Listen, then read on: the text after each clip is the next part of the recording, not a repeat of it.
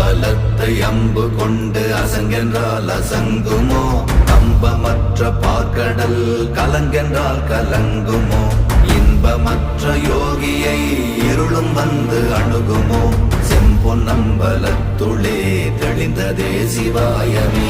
ஓம் நமச்சிவாய ஓம் ஓம் நமச்சிவாய ஓம் நமச்சிவாய ஓம் ஓம் நமச்சிவாய ஓம் நமச்சிவாய ஓம் ஓம் நமச்சிவாய ஓம் நமச்சிவாய ஓம் ஓம் நமச்சிவாய.